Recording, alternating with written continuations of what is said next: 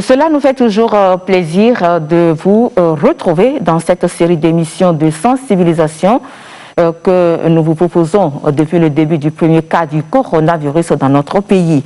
Mais ce soir, la sensibilisation va aller beaucoup plus sur les méfaits du tabagisme, puisque chaque 31 mai, elle nous rappelle que la lutte contre le tabac doit être continuelle et intensifiée. Et donc, avant-hier, c'était la célébration de cette journée instituée par l'Organisation mondiale de la santé, l'OMS. Et si nous savons que le tabac tue la moitié de ses consommateurs et que les fumeurs sont exposés à un risque plus élevé de contracter la maladie, la forme grave de la maladie à coronavirus et d'en mourir, parler donc ce soir du tabagisme et du Covid-19. Vous convenez avec nous lorsque vous écouterez tout à l'heure l'interview d'un pneumologue sur cette question. Et pour ceux qui ne croient toujours pas que la maladie à coronavirus existe bel et bien chez nous au Togo, nous avons une exclusivité pour vous ce soir et ce sera vers la fin de cette émission. Bienvenue dans Santé d'abord de ce mardi et merci pour votre fidélité à ce programme.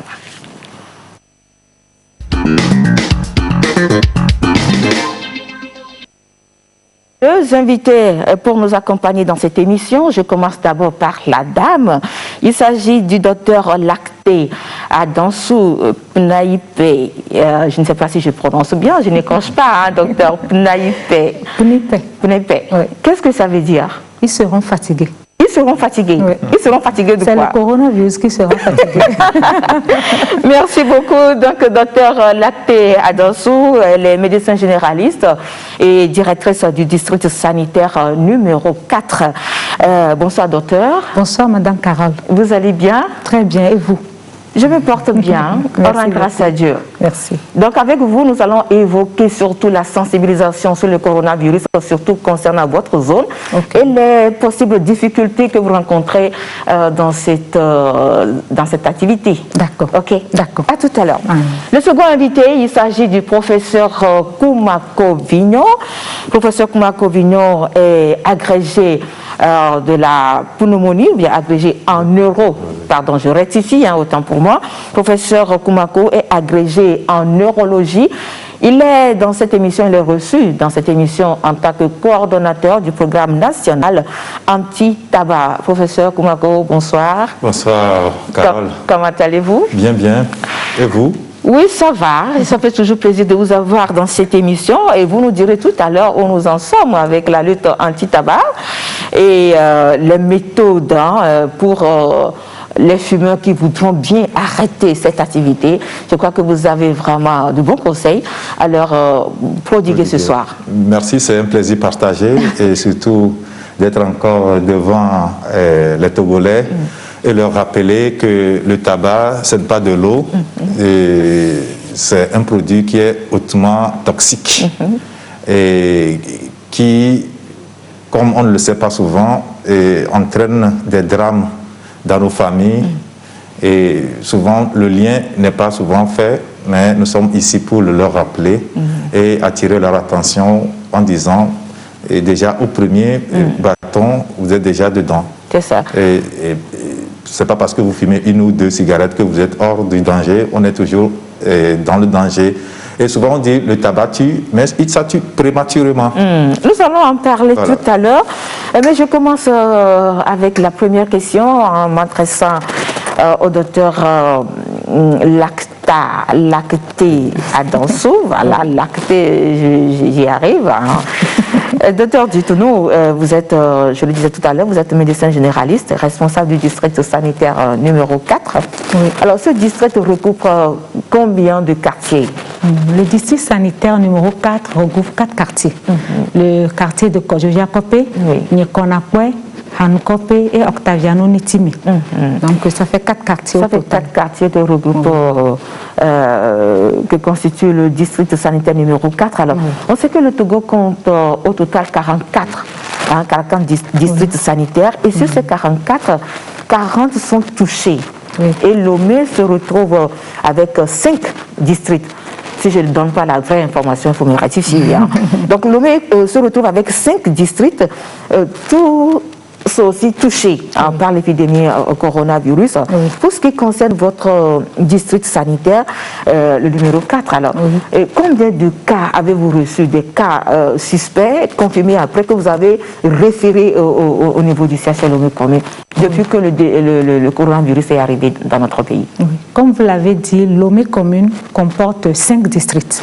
Donc le nôtre est le district sanitaire numéro 4 et nous avons, depuis que la maladie a commencé au Togo, nous avons diagnostiqué 7 cas.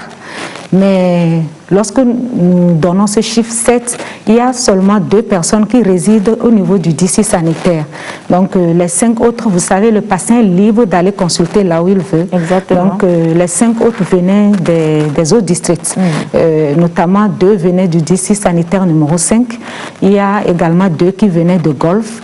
Il y a un qui venait des lacs, donc ajouté aux 2 qui sont au niveau du district sanitaire numéro 4, même ça fait 7 cas au total, donc qui ont été diagnostiqués positifs et envoyés au centre de traitement. Alors dites-nous, lorsque ces cas sont arrivés chez vous, comment ça s'est passé? Et la consultation, comment ça se passe? Au fait, nous arrivons à détecter les cas de 2 façons, si je peux le dire comme cela. Il y a la détection lors des consultations de routine. Donc, la personne peut venir pour une pathologie et lors du questionnaire, on se dit qu'elle est suspecte, donc pourquoi ne pas faire le test pour voir? Il y a ce cas-là. Mais il y a aussi cette détection se fait au niveau de toutes les formations sanitaires, que ce soit public ou privé. Est-ce que le test se fait sur place? Oui, oui. Au niveau du centre, ou bien vous référez la personne après avoir prélevé, vous convoyez le prélèvement au niveau de l'Institut d'hygiène? Oui, le test se fait sur place. Que ce soit rapide? Non, non. C'est pas rapide? Oui, c'est-à-dire que le prélèvement, si on peut le dire comme ça, le prélèvement se fait sur place. Donc, après avoir prélevé, on envoie maintenant, on convoie l'échantillon vers l'Institut d'hygiène. C'est ça. Et 24 heures après, on a le résultat. Donc, lorsque, que ce soit au niveau d'une formation sanitaire publique ou bien privée, on soupçonne une personne, on appelle l'équipe d'intervention rapide qui vient faire le prélèvement et convoyer. Donc, il y a cela. Mais il y a aussi le fait que peut-être quelqu'un est à la maison et il se suspecte porteur de virus. C'est-à-dire que la personne présente certains signes qui s'apparentent aux signes du corona. Effectivement. Oui. Il peut appeler le 111 et le 111 va nous appeler. Donc c'est pareil pour tous les districts. Si une personne appelle le 111, en fonction du district dans lequel il se situe, le 111 appelle le district en question et l'équipe du district se déplace vers la personne chez lui à la maison et il fait le prélèvement. Ce prélèvement est aussi convoyé vers l'Institut d'hygiène. Donc, voilà. Je me tourne vers le professeur, je l'ai dit tout à l'heure en introduction que vous êtes là, c'est pour nous parler beaucoup plus du tabagisme. Vous êtes neurologue et le coordonnateur du programme national anti-tabac. Dites-nous, quelle est la situation générale lorsqu'on évoque le tabagisme au Togo? Faites-nous l'état des lieux. Bon, le Togo est un des meilleurs pays en Afrique. L'OMS même l'a reconnu. Meilleur pays, vous avez dit hein? L'un des meilleurs. L'un des meilleurs. En tout temps, on était le meilleur. Actuellement, il y a d'autres pays qui sont arrivés à notre niveau, même certains nous ont dépassés.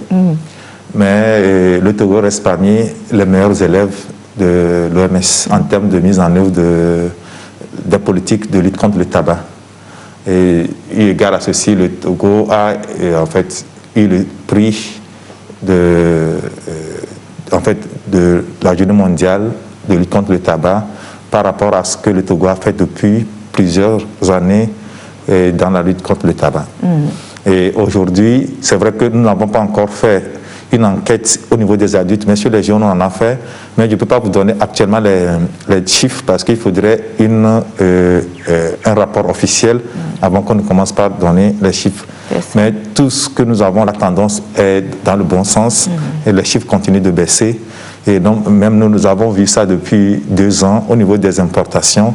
Les chiffres continuent de baisser, mais par contre, nos recettes au niveau des douanes s'élèvent parce que nous augmentons régulièrement les frais de douane, ce qui fait que, bien qu'on diminue les consommateurs, les frais au niveau de l'économie augmentent.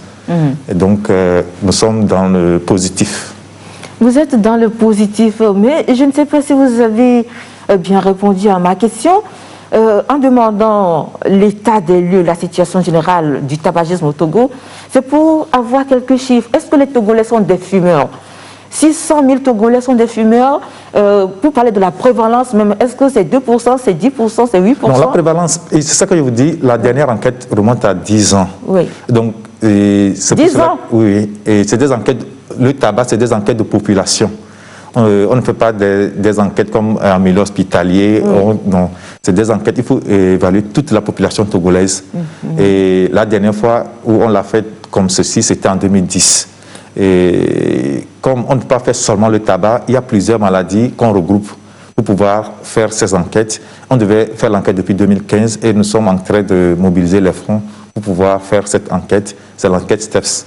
Maintenant, nous avons actuellement fait l'enquête GIS, ça c'est le tabagisme en milieu scolaire. Là, on l'a fait dans les normes, tous les 5 ans on en a fait. Et c'est pour cela que quand j'ai vu les chiffres, les chiffres on les a, c'est très long comme chiffre à dépouiller. On a fini le dépouillement, mais eu égard au coronavirus, nous ne pouvons pas pour l'instant présenter ces données publiquement. Avant de commencer par donner ces chiffres officiellement sur les médias, il faudrait normalement faire une publication officielle des chiffres avant de passer sur les médias. Donc, c'est pour cela que je dis la tendance est à la baisse. Et eu égard aux chiffres que j'ai vus, en fait, l'enquête, comment ça se passe? Il y a des écoles qui sont tirées, ce n'est pas au Togo, aux États-Unis, au CDC des États-Unis, et on envoie toutes les écoles du Togo avec les effectifs des élèves au CDC, et il y a une machine là-bas qui tire les écoles. Et par rapport à en fait, un système que je peux pas, c'est assez long, que je ne peux pas développer ici, et on nous envoie les écoles avec les classes qui sont, en fait, les classes des écoles qui sont tirées. Et donc nous allons dans ces écoles et on administre des questions. Il y a un questionnaire qui a, en fait, il y a plusieurs questionnaires, mais le pays, en fonction de ce qu'elle veut, retient un certain nombre. Nous en avons retenu 80 sur 100. Et donc, sur les 80, on a administré par rapport aux nouvelles vagues aussi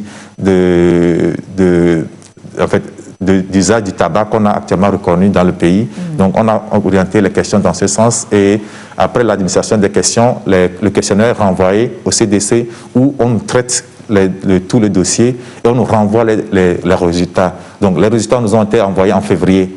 Et donc, en fait, tout est en anglais, il faut les ramener en français, les réorganiser pour pouvoir les présenter officiellement aux officiels avant de commencer par en parler. Donc, tout ceci, on a déjà fait une bonne partie du travail, mais il reste à présenter officiellement ces chiffres avant de commencer par en parler. Sur les médias? Oui, sur les médias. Très bien. Alors, est-ce que vous voulez nous dire ce soir que le tabagisme demeure un fléau à combattre à tout prix, et pourquoi? Oui, le tabagisme, c'est un fléau, et comme je l'ai dit, c'est d'abord, en fait, il y a des conséquences sanitaires, ça tout le monde le sait, mais il y a des conséquences économiques, environnementaux et sociaux.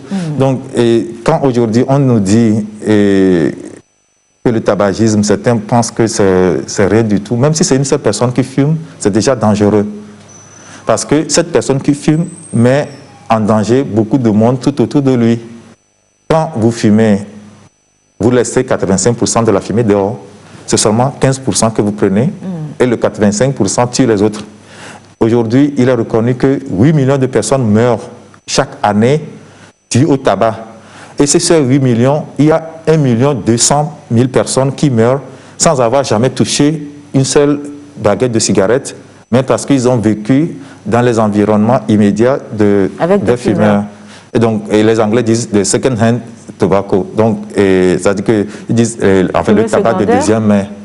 C'est-à-dire, en fait, c'est pour dire, en fait, second hand, c'est-à-dire qu'on suppose que la personne a fumé la fumée de l'autre. En fait, c'est pas, elle ne voulait pas fumer, mais comme elle vit dans l'entourage immédiat de ce fumeur, cette personne a les mêmes conséquences que le fumeur.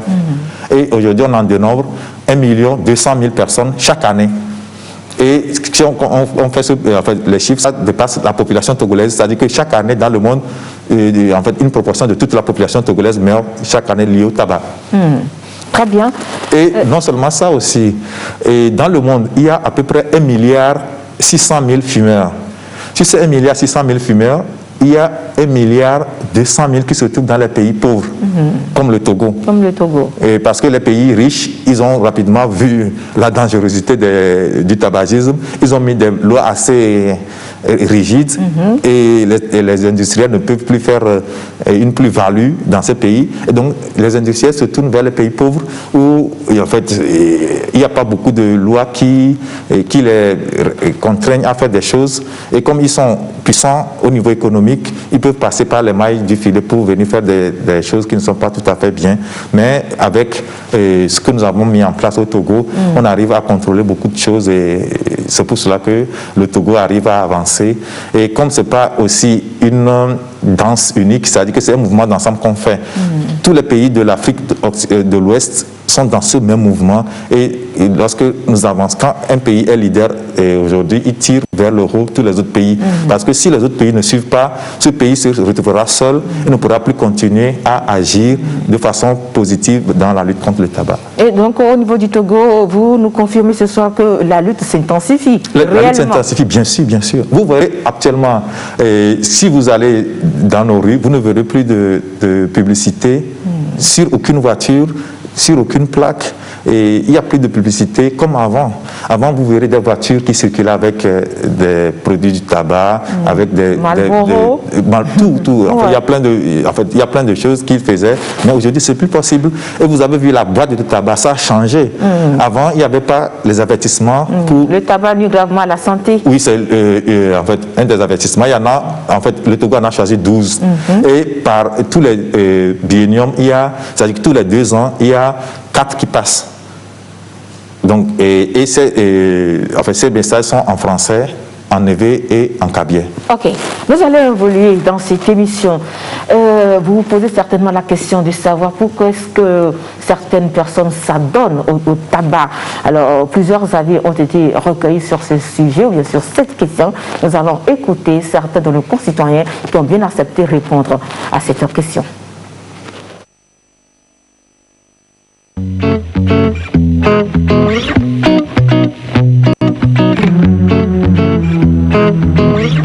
Nous tous, nous savons que le tabac contient des substances toxiques qui nuisent gravement à la santé de l'être humain. Donc, on ne peut en aucun cas dire que le tabac est une bonne chose. Si je peux donner, ou bien je peux avoir une idée des raisons qui poussent certaines personnes à fumer, sûrement qu'ils ont été en contact avec des gens qui fument.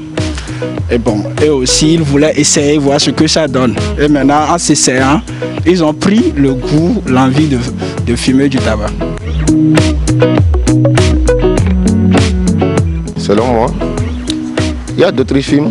Bon, je vous donne. Il y a par exemple un de mes frères qui dit que lui filme parce que c'est grâce à ça qu'il ne tombe pas malade. Que s'il y a une petite palie, quand il filme, c'est parti.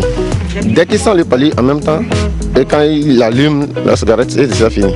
Quand il finit de fumer, bon, selon sa version, il est déjà guéri. Bon, il y a d'autres films, c'est pour le plaisir. Il filme parce qu'il va fumer. Parce qu'il filme, il voit le collègue aussi filme d'avance et il commence à présenter un peu, il est déjà habitué de ça. Tout premièrement, on peut parler de l'environnement dans lequel la personne vit, donc les gens qui l'entourent, ses amis. Donc il peut fumer juste pour faire du plaisir à ses amis, parce que ses amis fument, lui aussi il pense qu'il peut fumer aussi. Deuxièmement, on peut parler de la dépression, quelqu'un qui vit des problèmes chaque jour dans sa vie. Je crois que c'est en se plongeant dans la cigarette qu'il peut arriver à se démettre de ce problème-là. Certaines personnes, en fumant, elles disent que ça leur donne de la joie, ça leur fait enlever les soucis. Bon, pour d'autres, comme les taximans par exemple, ceux qui font les longs voyages, ils disent que quand ils prennent les cigarettes comme ça, ils sont éveillés. Et pour certaines personnes aussi, il y a le suivisme, c'est-à-dire ils font la compagnie de certaines personnes, bon, je sais pas, des bandits, on peut dire, ou bien des gens qui ne font rien. Donc pour tuer le temps, ils cherchent à fumer les cigarettes. C'est peut-être des problèmes. Et puis il y a des gens, selon eux aussi, c'est le suivisme, genre la compagnie qui fait qu'ils fument beaucoup. Ça peut être un désir de le faire. Sinon, je ne sais pas qu'est-ce qui peut pousser les gens vraiment à vouloir prendre ou fumer le tabac. Sinon, je ne pense pas, le tabac n'est pas un aliment où on prend peut-être pour rassasier ou avoir un plus sur la santé.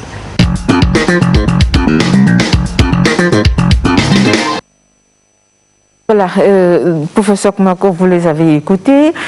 Quelqu'un a dit que son frère fume et c'est surtout quand il ressent quelques signes du paludisme, il allume seulement la cigarette, les signes disparaissent par enchantement. Qu'est-ce que vous en pensez?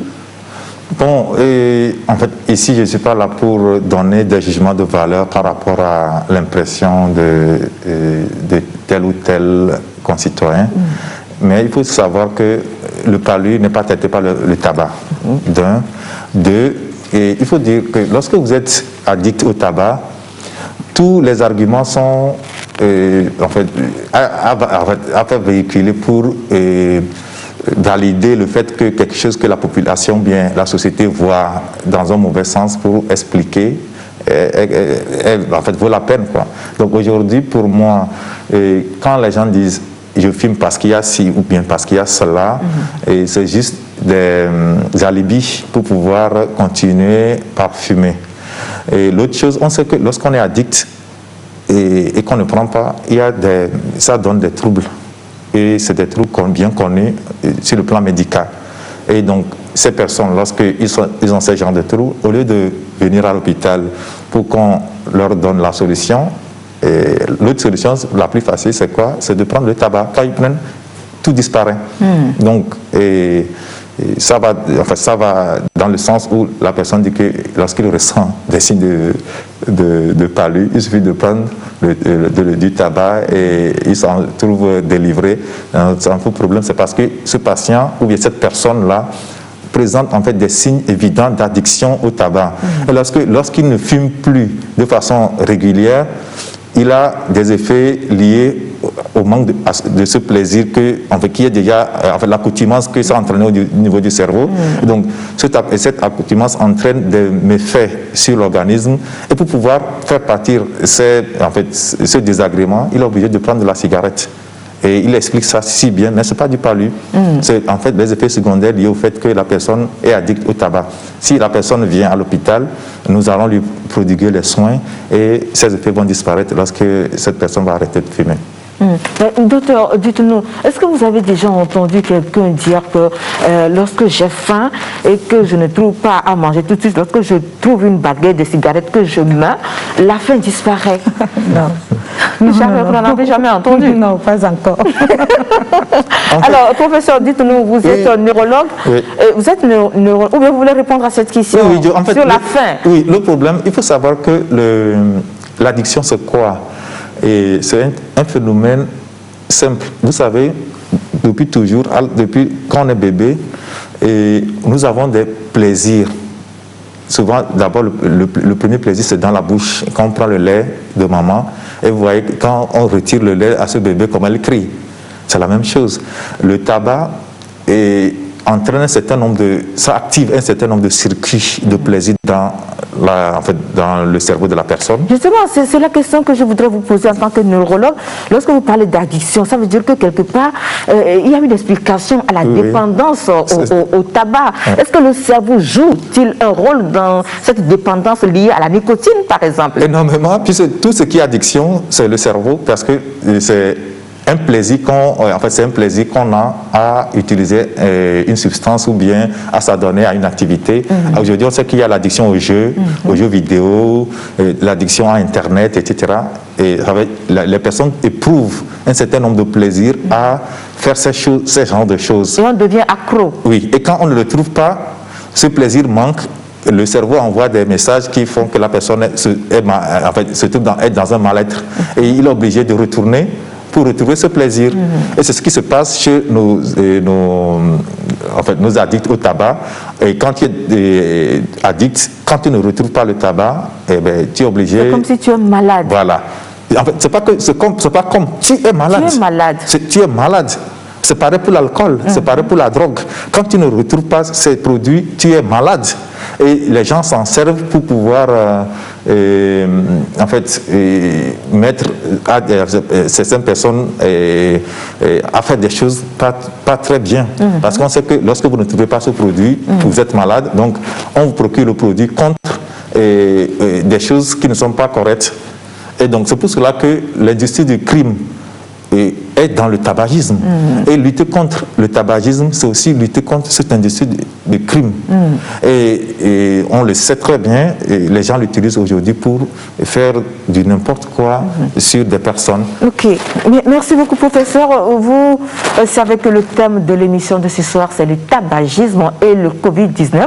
Donc on va laisser un peu le tabagisme pour nous tourner vers le Covid-19 pour avoir un peu la situation, pour connaître la situation sur l'évolution de la maladie chez nous. Alors, docteur, dites-moi, est-ce que vous avez les derniers chiffres mis à jour par le ministère de la Santé? Oui, le dernier chiffre mis à jour date d'hier, parce que c'est chaque soir autour de 17-18 heures qu'on a une nouvelle situation. Donc, la situation d'hier, 1er juin, est de 443 cas au total. Parmi les... Non. Oui, 443 cas confirmés. Maintenant, si on prend les 443 cas, il y a 215 personnes qui sont guéries, heureusement, mais 215 qui continuent par faire la maladie et 13 personnes qui sont malheureusement décédées. Donc, le total fait les 443. Donc, il y a eu plus de 20 000 tests qui ont déjà été effectués au total sur toute l'étendue du territoire. Alors, très bien. Tout à l'heure, lorsque vous citez les quartiers qui constituent le district sanitaire numéro 4, vous avez parlé de Nikonakwe et de Kodovia-Kopé. Ce sont des quartiers qui sont très proches de la frontière Togo-Ghana. Alors, avez-vous peur d'un risque très élevé de contamination dans votre zone? Bien sûr qu'on a peur, parce que lorsque vous êtes au niveau de Nikonakwe, de Kodovia-Kopé, le Ghana, c'est de l'autre côté. En fait, il n'y a pas de no man's land entre eux. Vous voyez juste un grillage qui sépare le Togo du Ghana. Vous voyez les enfants en train de courir. Oui, des enfants en train de courir ou bien quelqu'un en train de faire son champ juste de l'autre côté. C'est les mêmes familles, au fait. C'est le blanc qui nous a mis ce barbelé là ou bien des tranchées. Donc, avant le coronavirus, c'est déjà... Le passage, c'est tous les jours, à tout moment. Il y a tellement de mouvements. Tellement de mouvements. Mais maintenant, est-ce que vous ne recevez plus ces mouvements-là? Non, puisqu'il y a une fermeture officielle des frontières, mais seulement, compte tenu de la porosité de la frontière à certains endroits, il y a certaines personnes qui passent. Donc, c'est la peur même, ça. C'est pour cela que le ministère, avec l'aide de certains partenaires financiers, ont fait une sensibilisation au niveau des leaders communautaires, au niveau des relais communautaires également, pour qu'ils puissent nous rapporter des informations sur des passages de personnes venant du Ghana. Vous savez que la situation épidémiologique au Ghana est très élevée par rapport à la nôtre. Donc, quand quelqu'un vient de là, il doit être mis en quarantaine au moins pendant un certain nombre de jours et après un certain nombre de tests, lorsque c'est négatif, là on peut le libérer pour qu'il puisse aller en contact avec sa famille ou bien vaquer librement à ses occupations. Très bien. Je voulais faire une petite précision aussi par rapport à ça. Il faut savoir que lorsqu'on ferme les frontières, lorsqu'un Togolais revient de l'étranger, on ne peut pas lui fermer la frontière. Non. C'est un Togolais, on ne peut pas le laisser de l'autre côté. On est obligé de le laisser passer. Et donc, du coup, quand il passe, le ministère a mis à disposition des équipes qui permettent de les mettre en quarantaine. Maintenant, ce qui se passe habituellement, les gens ne suivent pas le processus normal. Ils passent par des zones pas tout à fait claires. Donc, lorsqu'ils rentrent, personne ne sait. C'est-à-dire que les officiels qui sont chargés de prendre en charge ces derniers ne sont pas au courant. Donc c'est pour cela qu'aujourd'hui, il y a une communication par rapport à ces populations qui vivent sur les frontières pour signaler ces personnes, pour qu'on puisse les prendre en charge et éviter qu'ils ne viennent infecter leurs proches.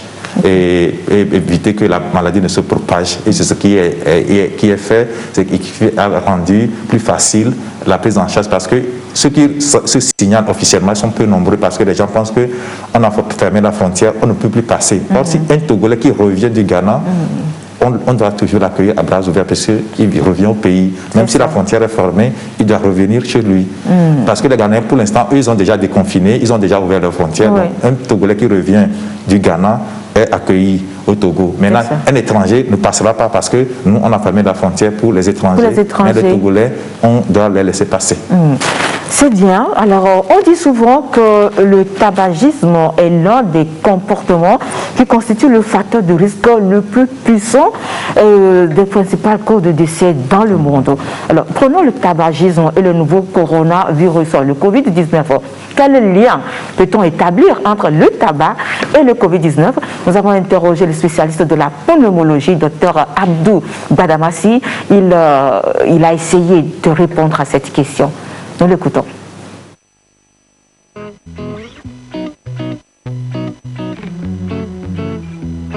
On peut établir un rapport entre le tabagisme et le Covid-19. D'ailleurs, l'OMS a déjà prévenu tous les pays que l'association tabagisme et Covid-19 est très létale. Et il y a même des publications qui ont prouvé que le taux de décès, qui est très élevé dans les pays développés, est aussi un peu lié au fait que c'est des pays où le tabagisme, la prévalence du tabagisme est très élevée par rapport aux pays du Sud comme l'Afrique. Et donc, bien sûr, le tabagique, celui qui fume, quand il aura le Covid-19, il a plus de chances d'en décéder, parce que son poumon n'était pas déjà en bonne forme pour résister à ce second choc qui est le coronavirus. Il y a la bronchopneumopathie chronique obstructive de quelqu'un qui a fumé longtemps. Donc le poumon est détruit et il viendra souvent en consultation ou bien en hospitalisation, parce que comme le poumon est détruit, le poumon s'infecte régulièrement. Donc il va venir régulièrement, il n'arrive pas à respirer, et le comble, c'est qu'il a besoin de l'oxygène à la maison. On ne peut pas le garder à l'hôpital tout le temps, et donc il faut avoir au moins 800 000 ou 900 000 pour acheter l'extracteur d'oxygène à brancher à la maison sur le secteur. Et la plupart du temps, les gens n'ont pas ce moyen-là. Et la plupart du temps, ils décèdent dans des conditions dramatiques. Alors que le tabac qu'ils ont fumé depuis qu'ils ont commencé, quand on a calculé un peu ce qu'il a dépensé pour fumer, on avait vu l'argent d'un étage. Donc c'est une manière de leur dire d'arrêter de fumer, parce que au fait, vous ne faites que financer une industrie où les gens s'enrichissent et ils ne fument même pas. Donc la dernière fois, on a vu que celui qui faisait la publicité pour Marlboro, il est décédé à l'âge de 101 ans ou bien 99 ans sans jamais fumer. Le Marlboro qui faisait, sans jamais fumer, l'américain. Donc c'est une industrie, eux ils cherchent que de l'argent, mais c'est vous qui êtes leur financeur. Donc le mieux c'est d'arrêter pour qu'on ne soit pas là en train de traiter des gens qui ont eux-mêmes acheté donc une maladie.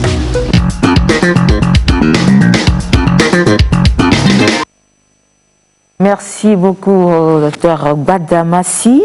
Alors, dites-nous, professeur, vous l'avez écouté, le thème, je vais rebondir un peu sur cette partie où il fait allusion aux industries, aux grosses firmes de fabrication de cigarettes. Justement, le thème de cette année, c'est protéger les jeunes contre les manipulations de l'industrie.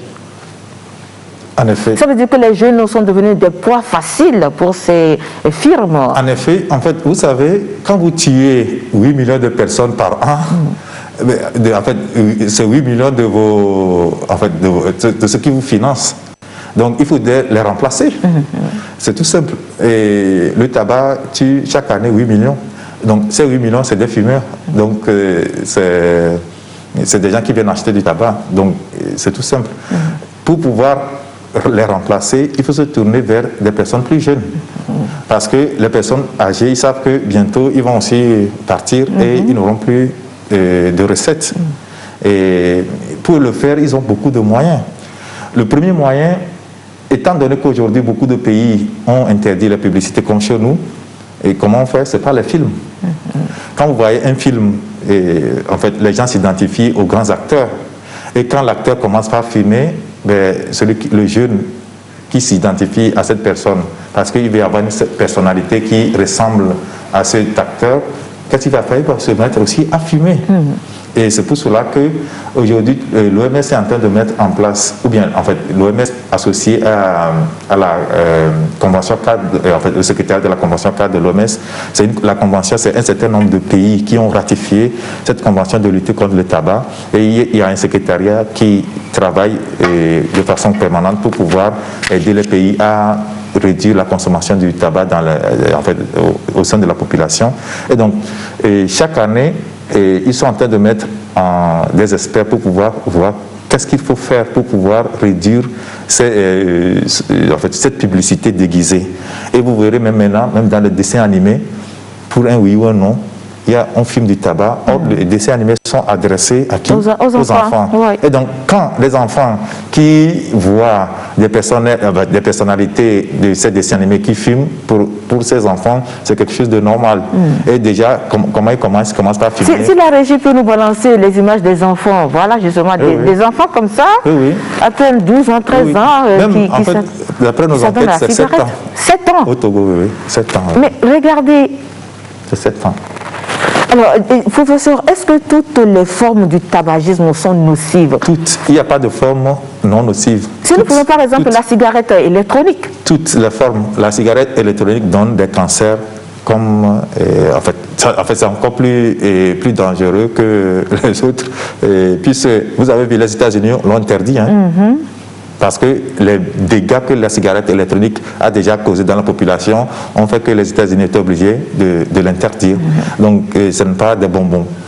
Même les bonbons, quand je dis bonbons, puisque aujourd'hui, les cigarettiers ou bien les industriels fabriquent des cigarettes avec des produits de tabac sous forme de bonbons, juste pour que les enfants soient accros ou bien addicts à ces produits. Parce que le bébé, les enfants, ils ne savent pas que prendre des bonbons, tout le monde pense que le bonbon, c'est quelque chose qui n'est pas dangereux.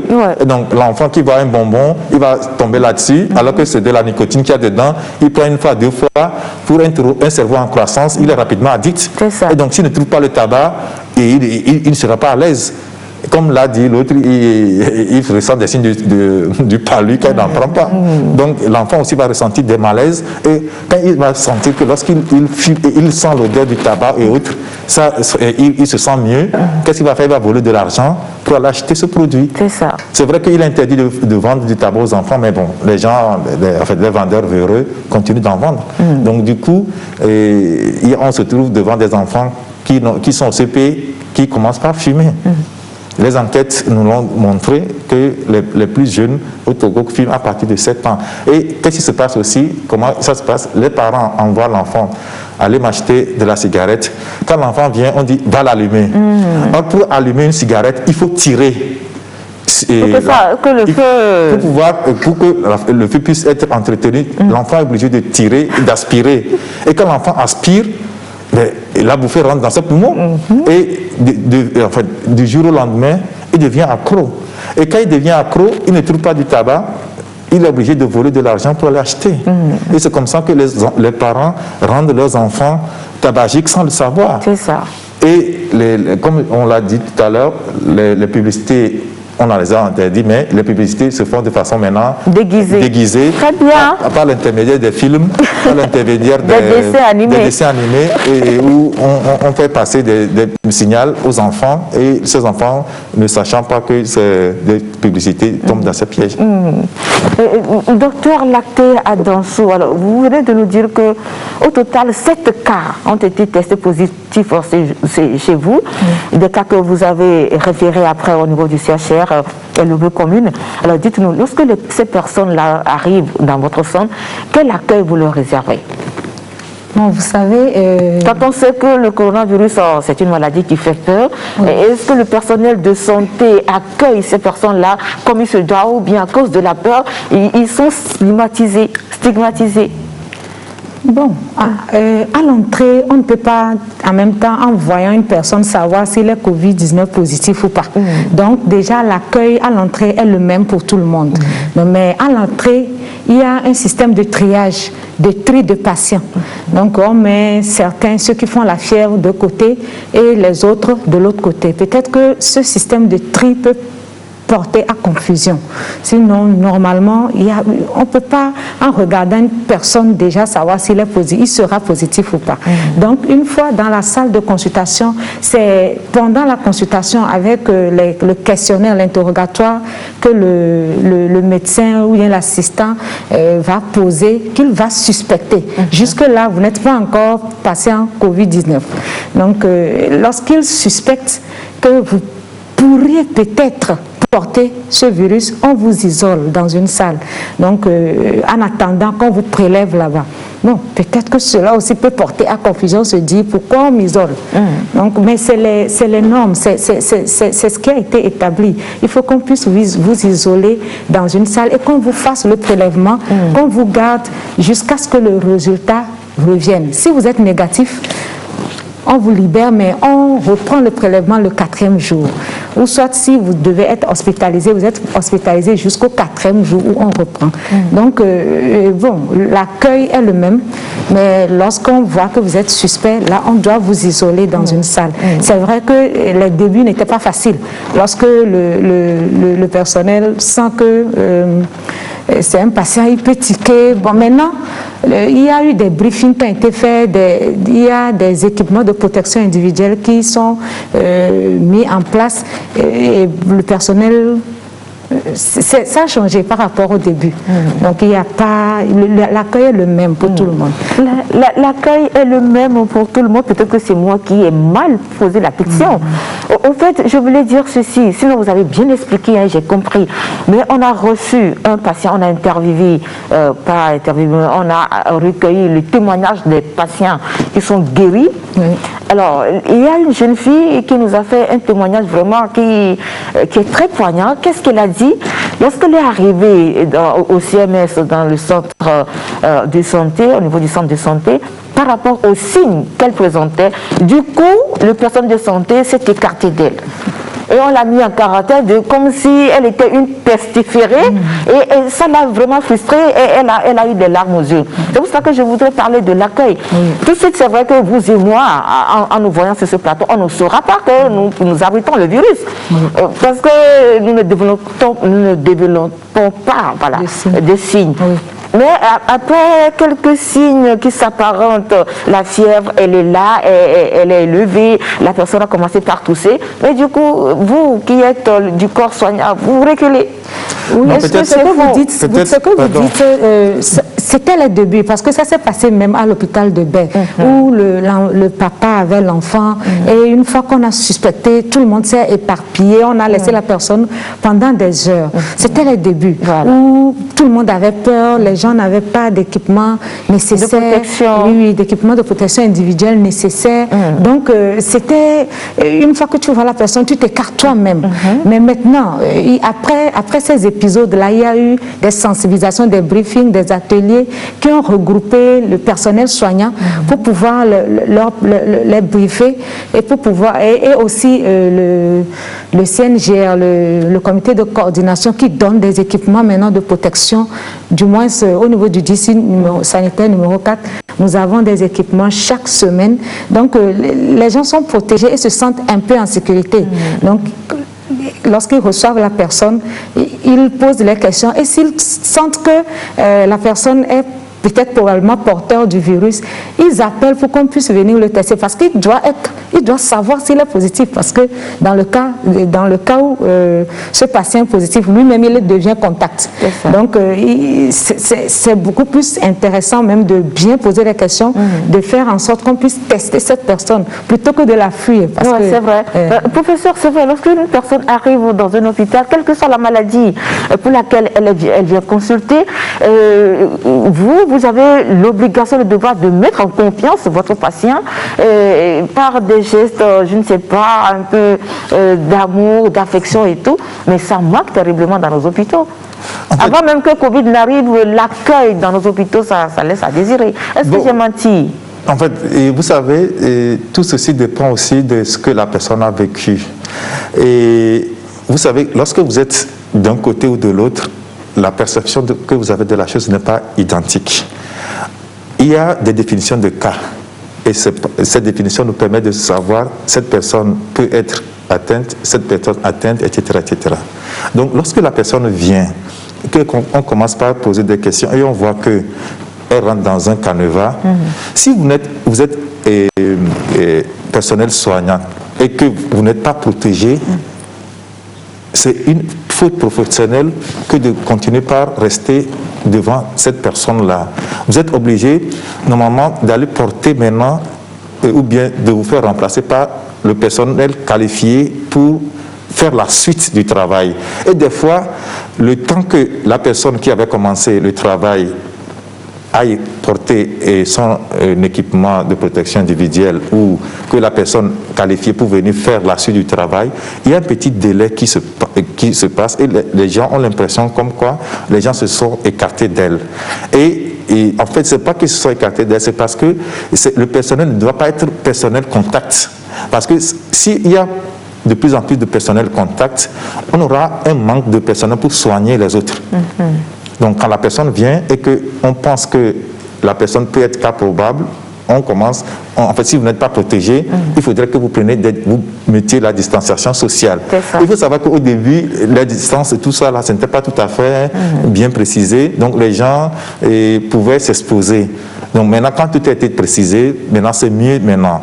Et donc, du coup, les personnes qui ont ressenti cette chose, en fait, cette manière où ils ont vu des gens s'écarter, bon, nous présentons nos excuses, mais il faut savoir que ce n'est pas pour leur faire mal, c'est juste pour pouvoir se protéger contre le fait que la personne n'était pas protégée pour la prendre correctement en charge. Très bien, nous avons pour compléter, lorsque on vous isole dans une salle, la combinaison, pour porter la combinaison, ce n'est pas en une seconde ni en une minute.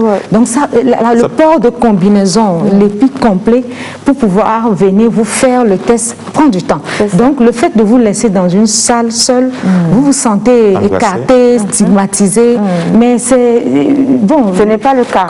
Comme il l'a dit, si le patient le sent comme ça, nous présentons nos excuses, mais c'est parce qu'il faut un petit temps pour que la personne puisse porter la combinaison, venir vers vous, prélever et envoyer. Ce n'est pas un rejet, une stigmatisation. La preuve, cette personne était prise en charge après. Bien sûr. Donc, si c'était un rejet, le rejet suppose qu'après, on ne reviendra même pas vers vous pour continuer les soins. Ici, les gens sont revenus. Ils ont fait les prélèvements, on l'a amené au centre de prise en charge et ils ont été bien suivis, ils ont été sortis. Et voilà. Donc, c'est juste peut-être un défaut d'appréciation ou bien d'explication. Peut-être qu'on aurait dû peut-être leur expliquer que voilà, et compte tenu qu'on pense que vous avez le Covid, vous allez attendre ici, on va faire ceci et ceci, mais seulement que le personnel aussi a peur. Très bien. Nous allons évoluer dans cette émission pour parler encore un peu du tabagisme. Professeur, dites-nous, si nous prenons les deux catégories de fumeurs, vous parlez souvent des fumeurs actifs et des fumeurs passifs. D'accord? Alors, c'est qui le risque d'exposition de graves maladies est-il plus grand? C'est le fumeur actif, puis celui-là actif. Le fumeur passif, c'est une personne qui se retrouve, je dirais, de temps en temps en contact du fumeur actif. Or, le fumeur actif, il est toujours de façon permanente en contact avec le produit du tabac. Le fumeur passif, si entre-temps le fumeur actif est à côté du fumeur passif, sans seulement qu'il prend les 85% restants. C'est ce que j'allais dire. Vous avez parlé de 85%, effectivement, selon l'OMS, lorsqu'une personne fume, 85% de la fumée est rejetée dans l'air. Et seulement 15% de fumée sont inhalées par le fumeur. Alors, cette quantité de fumée qui est rejetée dans l'air et qui constitue la plus importante, d'ailleurs, 85%, quelqu'un qui est tout le temps avec un fumeur, le fumeur, lui, n'inhale que 15%. 85%, c'est dans la nature, dans l'environnement. Est-ce que le risque n'est pas assez grand? Le risque est grand. C'est pour cela qu'au Togo, la loi a été assez claire. Et qu'est-ce que la loi dit? La loi dit d'abord la définition de... En fait, il faut d'abord définir il est interdit de fumer dans l'espace, en fait, dans les lieux publics. Le lieu public, c'est quoi? C'est un lieu où est fréquenté par plusieurs personnes et sans distinction de propriété. C'est-à-dire que c'est pas parce que je suis sur moi, s'il y a d'autres personnes, donc du coup, ça devient le public. Donc vous ne pouvez pas fumer parce qu'il y a d'autres personnes. Donc ça suppose que si vous êtes même dans votre maison, il y a votre femme et vos enfants, vous ne pouvez pas fumer. Ça devient un lieu public. Même dans votre voiture, s'il y a les enfants et autres, et autres personnes, vous ne pouvez pas fumer parce que ça devient un lieu public. C'est pour cela que dans les transports publics, dans les endroits clos ou ouverts, la loi a interdit d'y fumer. Est-ce que les Togolais respectent réellement effectivement cette loi? En fait, au départ, le respect était strict, mais avec le temps, il y a eu un petit relâchement. Et nous avons commencé par prendre des mesures, mais seulement qu'entre temps le Covid aussi est venu. Donc, en fait, il fallait maintenant sanctionner de façon rigoureuse les personnes qui ne respectaient pas le fait qu'il fallait pas fumer en milieu public. Par exemple, vous verrez maintenant la chicha, les gens même l'installent même sur en bordure de route. Quel est le danger de la chicha? Et si la régie peut nous balancer les images de la chicha, voilà. C'est la mode chez les jeunes maintenant, professeur. Oui, c'est la mode et l'enquête qu'on a eu à faire nous donnerons les vrais chiffres en fonction de... Et en fait, la grande partie se trouve à Lomé. Et c'est exceptionnel de trouver ça à l'intérieur du pays. La majorité des jeunes élèves s'y adonnent, en fait, à cœur joie, bien sûr, parce qu'ils ne savent pas que c'est un produit qui est plus dangereux que la cigarette. Et parce que la chicha a un double effet. Et c'est que la chicha peut donner des maladies transmissibles, et notamment les hépatites et la tuberculose et autres. Parce que quand vous passez l'embout d'une personne à une autre, et la personne peut infecter les autres personnes. Si une personne parmi elles est infectée, même par le Covid, cette personne va transmettre le Covid aux autres. C'est ça.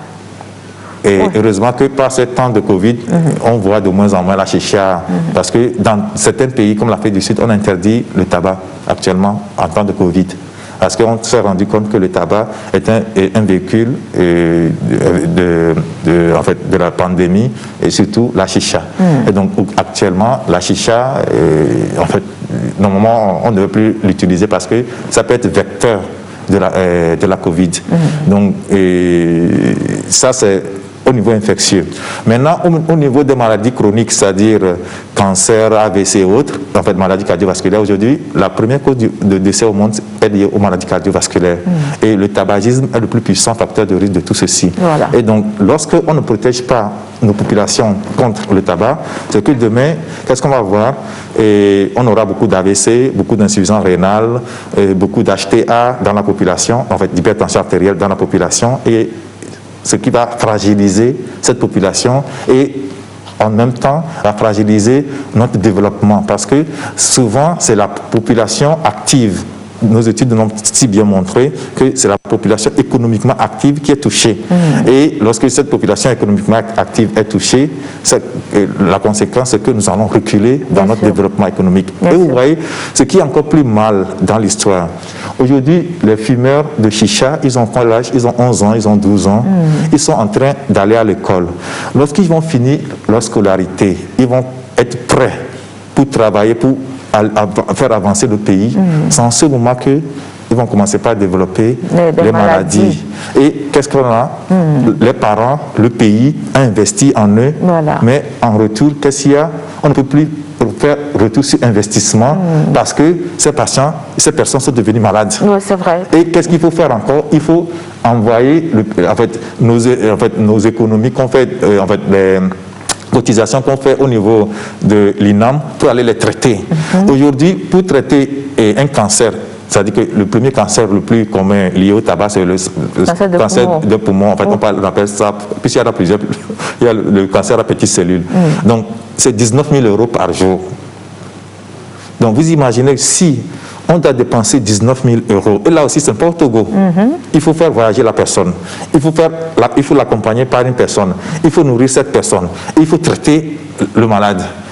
Donc, vous imaginez, en termes de coûts, ce que ça représente. Et non seulement ça, il est malade et il invalide une partie de sa famille parce que ces personnes ne pourront plus aller faire un travail économiquement rentable parce qu'il est malade. Et non seulement ça, il aspire de l'argent pour pouvoir se traiter. C'est pour cela que le tabagisme, c'est un fléau. En fait, ça paraît banal, mais c'est quelque chose qui est très grave. Lorsqu'on va au fond, c'est en fait un facteur de sous-développement. Non, par rapport à votre développement, on peut dire que le tabac non seulement nuit gravement à la santé, mais appauvrit le pays. Aussi le fumeur ou bien les fumeurs. Non, le pays aussi. Les pays, oui. Très bien. Vous l'avez écouté, professeur Koumako vient d'énumérer certaines maladies liées à l'abus du tabagisme. Nous avons posé cette même question aux gens dans la rue concernant les maladies auxquelles s'exposent les fumeurs lorsqu'ils s'adonnent corps et âme à cette pratique. Nous allons écouter les réponses de ceux qui ont été interviewés tout à l'heure dans la première partie de notre micro-trottoir.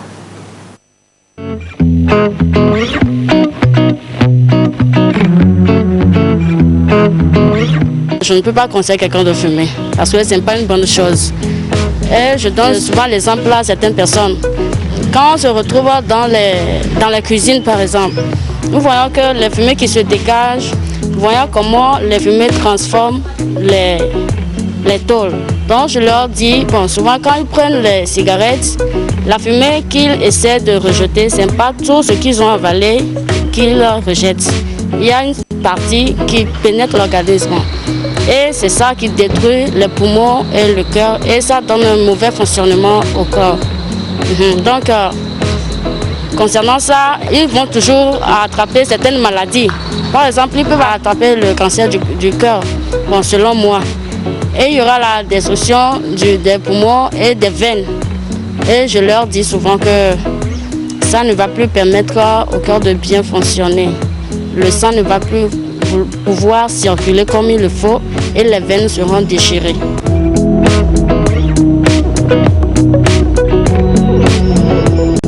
Je dirais que quelqu'un qui fume beaucoup est exposé à la toux, au cancer de poumon. Et puis, il est écrit aussi sur le paquet de cigarettes que la fumée du tabac nuit très gravement à la santé. Donc, la personne s'expose à beaucoup de maladies. Je ne sais pas comment dire, mais c'est beaucoup quand même. Ce n'est pas bon.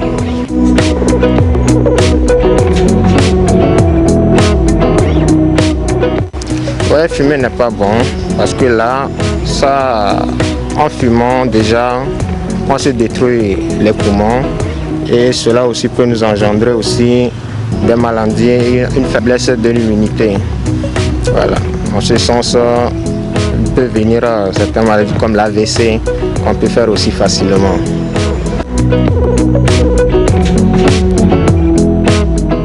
Disons les frères qui fument. Voilà. Également quand je les vois fumer comme ça, j'essaie de les parler pour leur dire que fumer ce n'est pas bon. Voilà. Pourquoi ce n'est pas bon de fumer? Déjà, si nous regardons sur le truc du tabac même, on a déjà écrit ça. Le tabac nuit gravement à la santé. Voilà. Tout ça, c'est des leçons à tirer de cela. Ce que je peux dire à la population, c'est de voir pour cesser de fumer. Puisque fumer, franchement, ça a beaucoup de maladies. Ça amène beaucoup de maladies de foie et consorts. Donc on doit éviter de fumer, tout cela pour conserver notre corps en bonne santé. Bon, premièrement, les fumeurs sont exposés au cancer, le cancer du poumon. Il y a la gorge qui est atteinte, il y a le foie, il y a aussi le système cardiovasculaire qui est atteint. Il y a aussi d'autres maladies comme l'asthme, la pneumonie et autres.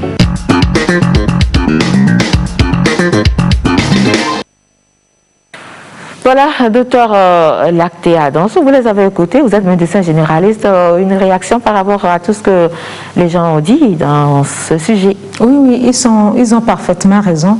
Le tabac entraîne beaucoup de conséquences nocives sur l'organisme, depuis la bouche jusqu'à l'anus, je peux le dire comme cela. À chaque organe, il y a des conséquences néfastes de l'utilisation du tabac à long terme. Il y a au niveau de la gorge, quelqu'un l'a dit, cancer de la gorge, il y a le cancer des poumons, de l'œsophage et tout. Oui. Voilà. Professeur Koumako, vous êtes vraiment de plein pied dans la lutte anti-tabac. Vous avez écouté nos concitoyens s'exprimer sur les maladies liées au tabac, à l'abus du tabac. Qu'est-ce que vous dites par rapport à ça? Je suis fier parce qu'ils connaissent une bonne partie des conséquences liées à la prise du tabac. Et déjà, quand vous connaissez les méfaits du tabac, déjà ça vous évite d'aller vers ce tabac. Et ils ont si bien listé une bonne partie des conséquences du tabagisme, mais seulement qu'il y en a plein. Il n'y a pas d'organes qui ne soient pas touchés. Ça va des cheveux jusqu'aux orteils. C'est ça. Donc les cheveux chez les fumeurs, et en fait, c'est des cheveux chez les femmes. Vous savez, les femmes aiment des cheveux bien, en fait, jolis, mais quand vous fumez, le tabac, en fait, ça fait tomber les cheveux. Ça fait tomber les cheveux. Mais ça fragilise. Ça fragilise les cheveux. Et les femmes ne peuvent plus avoir de beaux cheveux. Voilà. Et donc, au niveau des yeux, ça entraîne des cataractes, ça entraîne à la longue de la cécité. Et en fait, au niveau du nez et tout ça, donne des cancers, la bouche, les lèvres, et la langue, et tout ceci. En fait, avant, il y avait des images, mais c'est des images horribles qui font peur. Voilà, qui font peur. Donc c'est pour cela que je ne souhaitais pas. Je connais ces images-là. Donc c'est des choses qu'on voit tous les jours à l'hôpital. Et c'est dur de voir qu'une personne s'en est donnée au tabagisme jusqu'à ce niveau. Et comme l'a dit, il y a un des intervenants dans la première présentation qui avait dit que quand vous prenez le tabac, ça ne va pas vous rassasier. Il vous dit que le tabac est le seul produit que l'homme consomme qui ne lui apporte rien. Quand je dis rien, il y a le petit plaisir qui entraîne la dépendance. En fait, ce petit plaisir, c'est un truc qui est très passager, mais ça ne lui apporte rien de positif. C'est ça. En dehors de ce petit plaisir, ça n'apporte rien de positif dans son organisme. Tout est négatif. Et donc, si aujourd'hui les Togolais sont au courant de ces méfaits, c'est une très bonne chose. Et ça permet à ces personnes aussi de s'éloigner du tabac et de se donner une bonne santé, d'autant plus que les conséquences ne sont pas seulement sanitaires. Donc on peut dire que votre sensibilisation, ça porte. Ah bon, mais nous ne sommes pas encore satisfaits. On sera satisfait lorsque aucun des Togolais ne fumera. Alors, par rapport à la sensibilisation sur le Covid-19 ou bien contre le Covid-19, dites-nous, docteur, quelles sont les difficultés que vous avez ou bien que vous rencontrez dans la gestion de cette crise-là à votre niveau, au niveau du district sanitaire numéro 4? Les difficultés, peut-être, s'il y a des difficultés à citer ici, c'est par rapport à ceux qui sont encore réticents, par rapport aux mesures barrières, c'est la difficulté de gestion de ceux qui traversent clandestinement les barbelés, qui ne passent pas par le voie légale. Je peux dire que c'est à peu près ces difficultés-là que nous avons au niveau du district sanitaire numéro 4, puisque chaque district a ses difficultés. Donc c'est ce que nous on a de plus en plus. On constate un relâchement dans le respect des mesures barrières. Alors, à votre niveau, je l'ai dit tout à l'heure, lorsque cette crise sanitaire est arrivée chez nous au Togo, c'est devenu une lutte généralisée et chacun y met de son intérêt, et je crois. Hein. Alors, sensibilisation dans la lutte contre le Covid-19, est-ce que la collaboration avec les leaders communautaires, elle est effective? Oui, la collaboration avec les leaders communautaires est effective.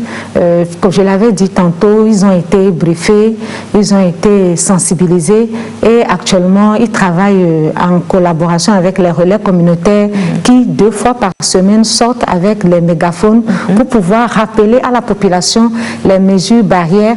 Donc, lorsque il y a des gens qui traversent illégalement les frontières, ils nous font appel.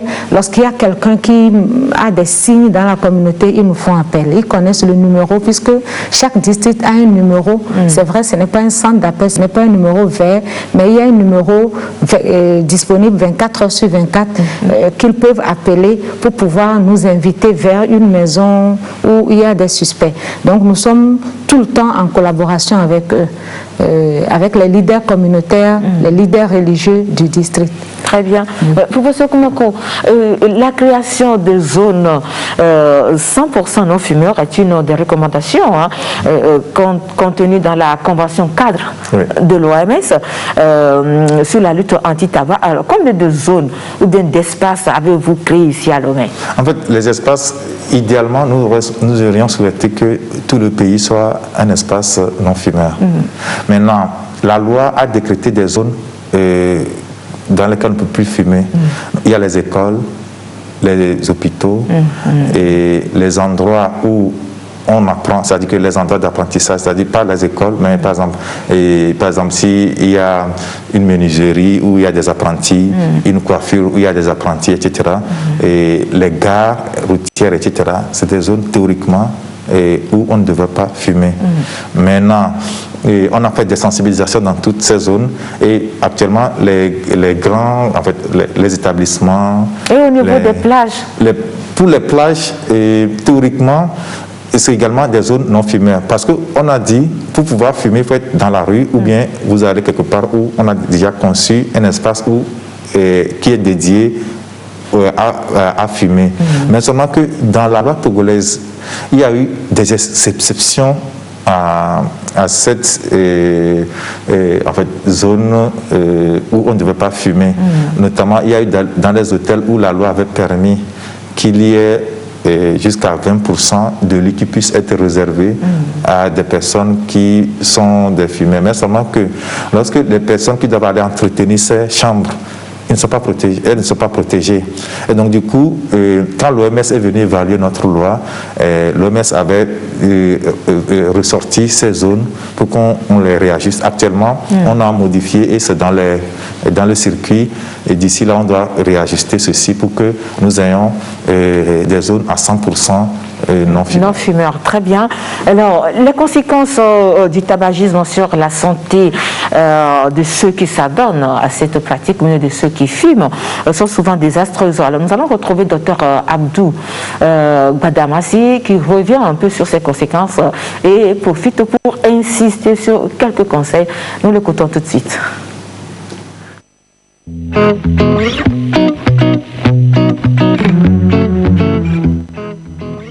Et la fumée du tabac donc contient beaucoup d'éléments, dont les éléments les plus dangereux sont le goudron. Et justement, ce goudron-là, lorsqu'il rentre dans le poumon du fumeur, il détruit progressivement les éléments constitutifs de ce poumon-là et l'expose à faire différentes sortes de maladies, dont la maladie qui apparaît en premier lieu, on l'appelle la bronchite chronique, où la personne tousse. Pendant l'année, il tousse régulièrement.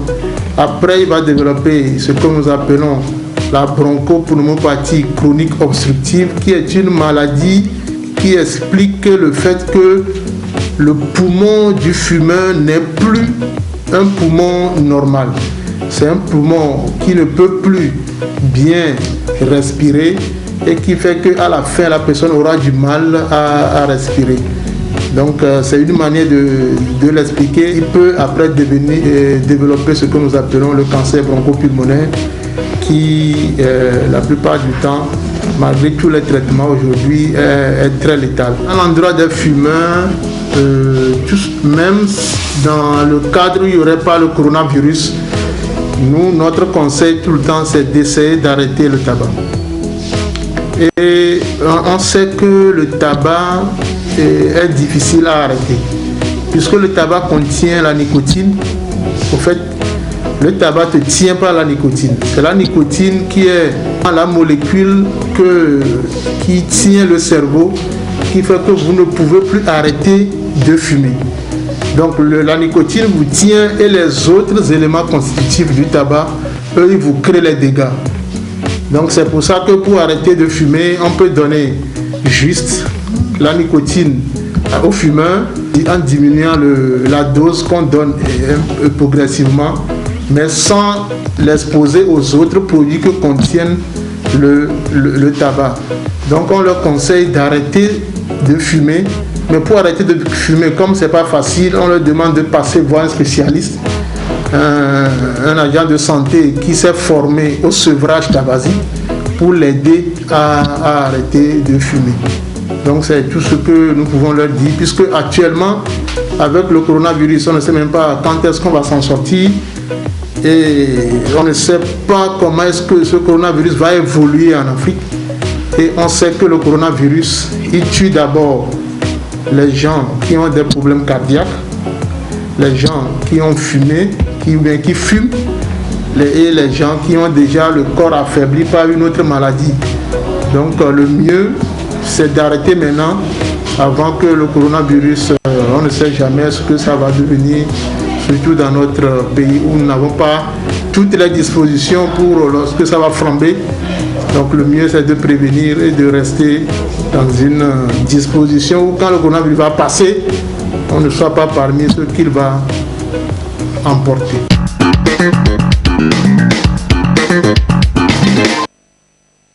Voilà, professeur Koumakou, quelque chose d'autre à ajouter par rapport à ce Oui, en fait, le docteur Badamassi a si bien décrit l'évolution. C'est-à-dire que quand vous fumez, le tabac affaiblit l'immunité des poumons. Et ça qui fait que les microbes prolifèrent et vous avez les bronchites chroniques. C'est-à-dire qu'on est abonné maintenant aux hôpitaux. Donc, une fois par semaine, vous êtes obligé d'aller parce que vous toussez, ça ne va pas bien, on va vous donner ce produit. Une semaine après, ça va revenir, etc. C'est-à-dire que ça devient récurrent. Et à la fin, vous faites quelque chose qui ressemble à de l'asthme, mais qui n'est pas de l'asthme, puisque c'est le tabac qui a induit ça, parce que le poumon ne peut plus travailler. En fait, c'est le poumon qui nous permet de respirer. Donc quand vous arrivez au stade de bronchopneumopathie chronique obstructive, c'est que là, l'air ne passe plus. Donc il faut maintenant mettre de l'oxygène pour pouvoir aller directement, en fait, les petites cellules qui restent encore, pour pouvoir permettre un fonctionnement à minima du poumon. Et à la longue, c'est un cancer qui vous emporte, quoi. Et aujourd'hui, par rapport au Covid, c'est quoi?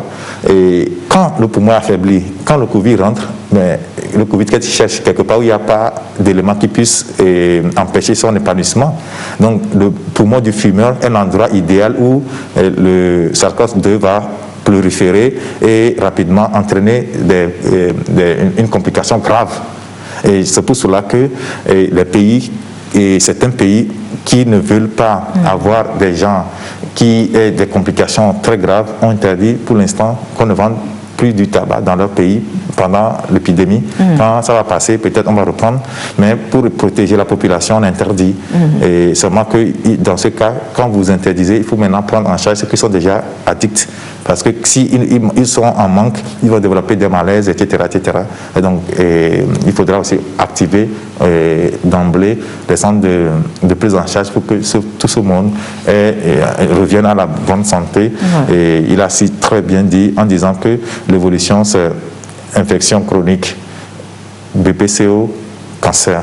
Et donc, c'est en fait, la triade létale de ce qui... Mais ça, c'est que se focaliser purement sur le poumon. Seulement que le tabac ne reste pas seulement dans le poumon. Ça donne des AVC, ça bouge tous les vaisseaux, ça entraîne des amputations des jambes parce que le tabac, quand ça touche les artères, ça entraîne ça bouche les vaisseaux. Et c'est en bouchant les vaisseaux que ça entraîne les AVC ou bien, et quand ça fragilise le vaisseau, quand il y a un appui hypertensif, ça entraîne les AVC hémorragiques également. Donc au niveau des jambes, ça bouche les vaisseaux. Donc quand le vaisseau est bouché, la jambe, excusez-moi le terme, est pourrie et on est obligé d'amputer. C'est ça.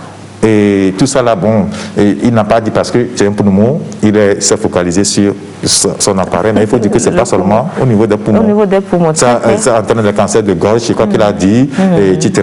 En fait, ça entraîne des cancers de tout l'organisme, de tous les organes de notre organisme. Ça peut entraîner un cancer partout. C'est ça. Et donc ça entraîne les atteintes cardiovasculaires, il a si bien dit également, mais ça entraîne également des atteintes infectieuses, notamment les bronchites et actuellement le SARS-CoV-2 qui se prolifère allègrement dans le poumon des fumeurs. Alors, dites-nous, professeur, par rapport à la lutte contre le Covid-19, et puis, parce qu'il n'y a pas que la lutte contre le tabac, nous sommes dans un contexte particulier, dans une situation particulière. Alors, dites-nous, par rapport à ce que vous voyez et constatez, qu'est-ce que vous voulez dénoncer ce soir dans cette lutte ? Pour que la lutte avance, la lutte contre le Covid-19 avance dans notre pays, qu'est-ce que vous voulez dénoncer? Qu'est-ce que vous voyez au sein de la population comme comportements qui ne sont pas adaptés pour que la lutte soit vraiment efficace? Et en fait, la première chose que je vais dénoncer, c'est qu'il y a des gens qui continuent de faire croire que c'est une maladie qui est inventée de toutes pièces. Que ça n'existe pas. Que ça n'existe pas. Parce que quand vous pensez que la maladie n'existe pas, vous ne vous protégez pas. Et de fait, vous ne protégez pas les autres. C'est ça. Parce que lorsque vous pensez que la maladie existe, non seulement vous vous protégez, en vous protégeant, vous protégez aussi l'autre. Donc, en fait, l'information que moi je souhaiterais passer par rapport à ceci, c'est que même si vous pensez que la maladie n'existe pas, protégez-vous et ça vous permettra de protéger celui qui veut être protégé. Parce qu'en disant que ça n'existe pas, ça suppose que vous mettez en danger celui qui veut se protéger. Et donc, vous n'allez prendre aucune mesure, vous n'allez pas mettre en place les mesures barrières et donc vous allez infecter à tour de bras et, en fait, vos amis, vos parents, votre entourage, en fait, vos collègues de service. Et ce serait dommage. Et donc, la première des choses que je vais dénoncer, c'est ceux qui ne veulent pas croire que le Covid existe dans notre pays et que c'est une histoire inventée. Très bien. Votre réponse est une très belle transition. Je le disais en début de cette émission que vous aurez droit à des images exclusives ce soir. Il s'agit de la visite que nous avions effectuée au niveau du CHR Lomé Commune c'était le week-end dernier et c'était pour rencontrer les malades du Covid-19. Vous allez regarder tout à l'heure, ça n'a pas été facile. Docteur Lacté Adam l'a dit tout à l'heure, se mettre dans cette combinaison, il fallait se mettre dedans pour imaginer un peu ce qui se passe sous cette combinaison, mais nous on a réussi à mettre cette combinaison pour rencontrer les malades. Alors regardez, pour ceux qui ne veulent pas croire, ou bien ceux qui veulent voir avant de croire, je crois et nous croyons que vous serez servis ce soir des images exclusives, visite au niveau du CHR dans la zone rouge. Attention, regardez.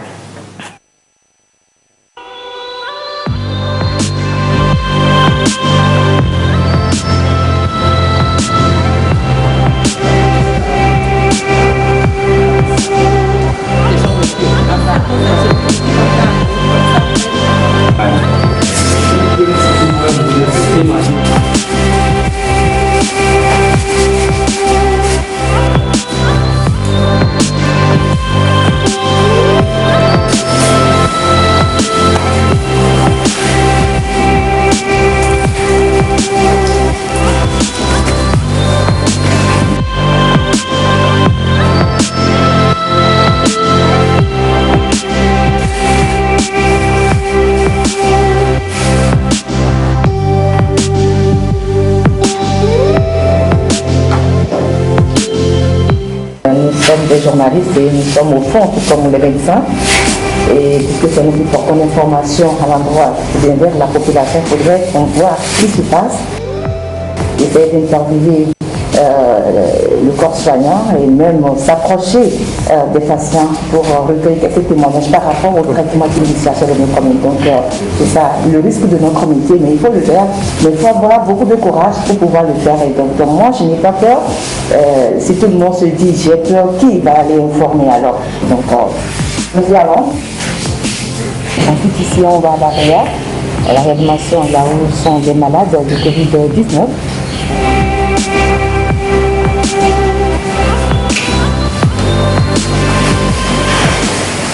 Donc nous sommes ici à l'arrière, à l'intérieur, les patients sont là. C'est un peu maman, maman ne parle pas français. Bonjour. Je vais prendre le temps. Bonjour. Bonjour, madame. Vous allez bien? C'est juste pour vous dire bonjour et vous souhaitez beaucoup de courage. Merci.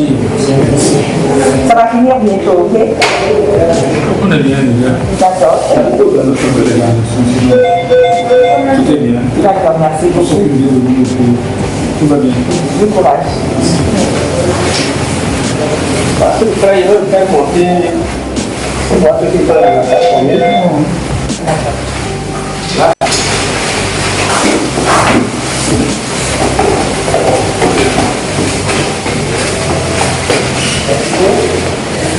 Bonjour. Je vais vous faire comme dans l'hôpital. Ça va, ça va. C'est bon. Donc, je vais prendre un médicament. On l'a vu. D'accord, merci. Merci. Bon. Je vais vous montrer comment vous le il n'y a pas de là, Milo. D'accord, merci beaucoup. Au revoir. Après, la deuxième personne.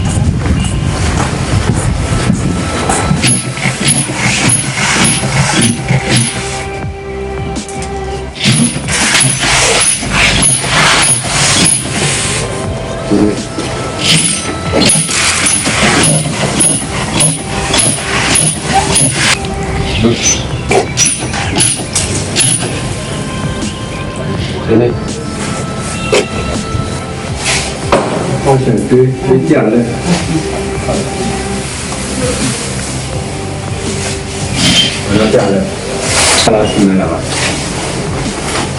Ici? Ouais.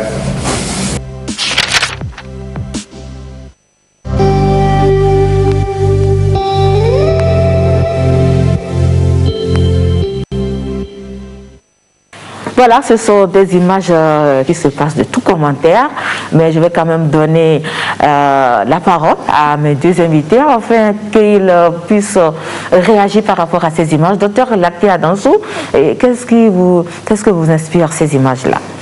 Bon, moi je vous félicite déjà parce que rester dans cette combinaison où il fait extrêmement chaud, ce n'est pas facile. Donc ces images nous permettent d'expliquer pourquoi des fois nous traînons un peu avant de faire le prélèvement. On a eu à déjà le dire.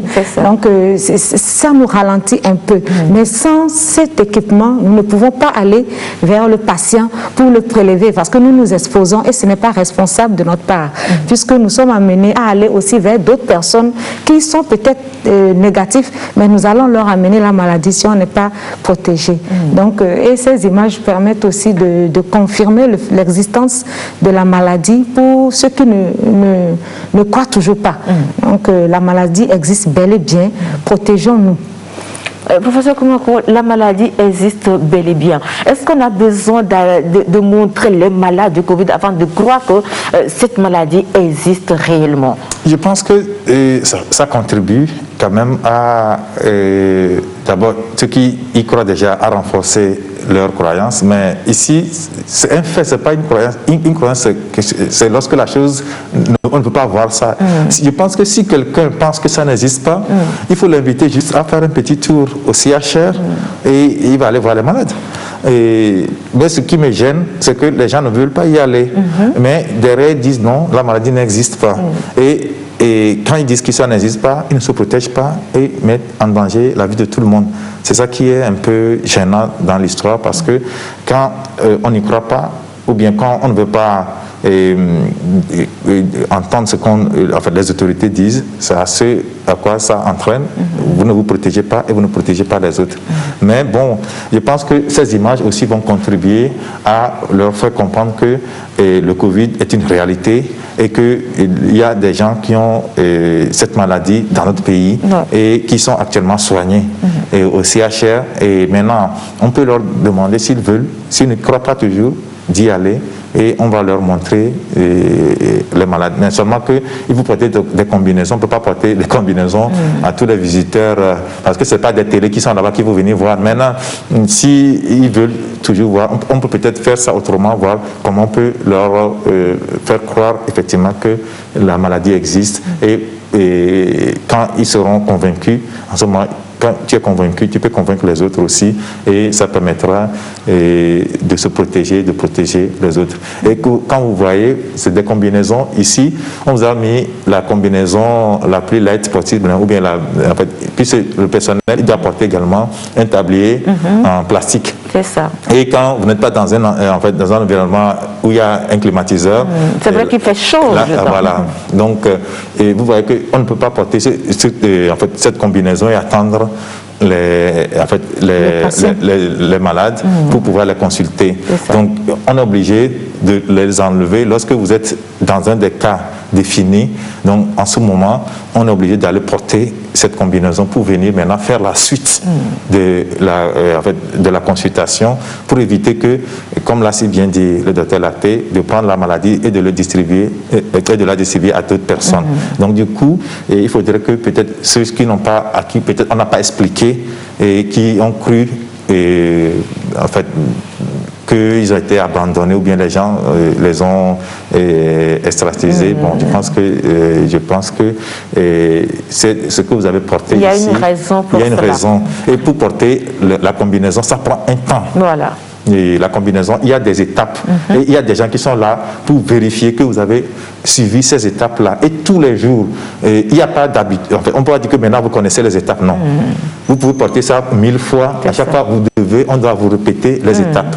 Et ça prend du temps. Ça prend du temps, vraiment. Ça prend du temps. Et donc, de grâce. J'en ai fait l'expérience. Voilà. J'en ai fait l'expérience et je vous assure que ça prend du temps. Et ça fait terriblement chaud dedans. Mais il faut le faire, comme je l'ai dit. Nous sommes des journalistes et nous sommes au fond tout comme les médecins. Si nous n'allons pas sur le terrain pour avoir les vraies informations, comment allons-nous informer la population sur tout ce qui se passe de l'autre côté? Comme l'a dit le professeur, c'est vrai, beaucoup de personnes ne croient pas, ils ont peur d'aller là-bas. Et il faut préciser aussi que tout le monde ne peut pas se lever pour se rendre au CHR, rien que par curiosité pour voir les malades. Ce n'est pas possible. C'est parce que nous sommes des journalistes qu'on nous a permis de pénétrer cet univers-là pour rencontrer les malades et leur apporter notre soutien. Vous les avez vus sur leur lit d'hôpital. Ils sont bien pris en charge là-bas, ils sont bien à l'aise et le traitement, tout se passe bien. Nous allons revenir encore sur d'autres images dans nos émissions prochaines. Nous continuons donc cette émission. Docteur Laté, le respect des gestes barrières est très important.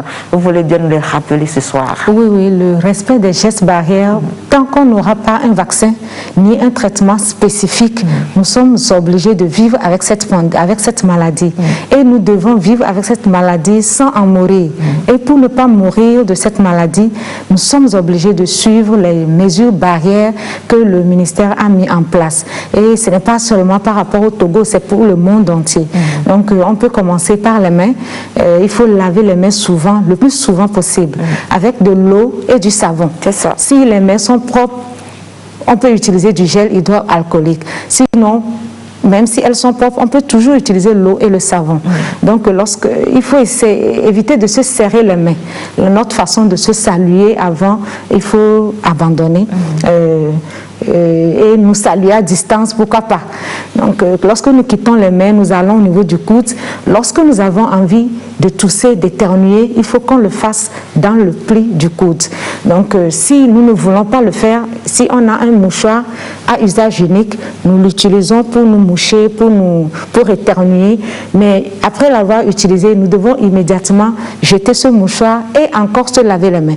Parce que peut-être en le faisant, il y a certaines éclaboussures au niveau des mains, des doigts, il faut laver les mains. Donc nous quittons le coude, nous allons au visage.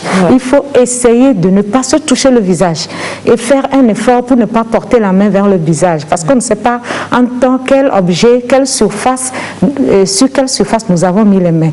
Le microbe vit sur les surfaces pendant un temps donné, donc nous pouvons facilement nous contaminer les mains, et en portant cette main spécifiquement au niveau des yeux, du nez et de la bouche, nous pouvons nous contaminer comme cela.